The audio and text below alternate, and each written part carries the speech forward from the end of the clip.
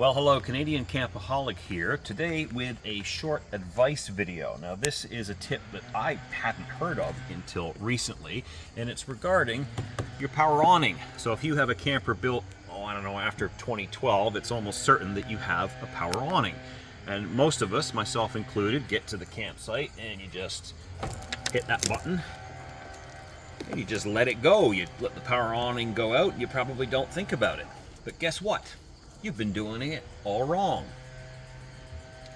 So what do I mean by you've been doing it all wrong? Well, what we're referring to is this gas strut right here. Now, this particular awning is a Solera power awning made by Lippert, and it has what is known as a quick dump feature. Now, I didn't think ours actually had a quick dump feature, but it does. And the idea is if it gets enough weight on the fabric part of the awning from rain, because of the gas strut, it allows it to drop, and it's supposed to dump the water off. Now, I'll be completely honest with you, I don't trust that system because I'm worried that it's still gonna put too much weight on the canvas. So if I know rain is coming, what I do is I bend this arm, and that drops the entire awning on an angle, so you're guaranteed to get the water to drain off. You just gotta remember to straighten it before you bring the awning in. The tip is this, and you're not going to see this in manufacturers' manuals or owners' manuals. I don't know that many RV manufacturers or dealers are even sharing this tip, but the idea is when you first open out the awning, only take it out about a foot or two, 12 to 24 inches. Mosquito on my son here, sorry.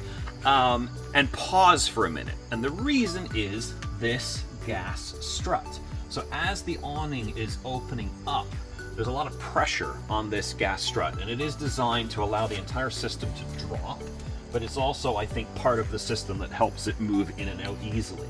The idea is, think of it this way, if you've ever gone to a dollar store and you buy those water guns, you know the ones I mean, where you stick it in the water and you pull the lever back to suction the water up and then you push it out. There's a lot of pressure going on in there.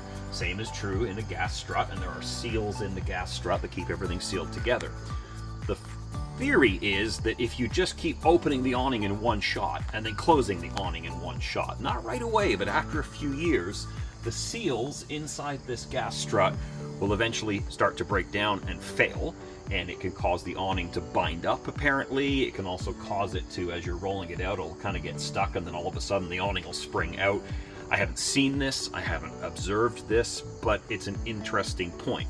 So the philosophy is that when you bring the awning out, you get it to about a couple of feet, you pause for 2 or 3 seconds, allow things to equalize on the gas strut, and then you take it out the rest of the way. When you're retracting, it's the opposite, bringing in, about halfway, pause for a few seconds, let everything equalize on the gas strut, and bring it in.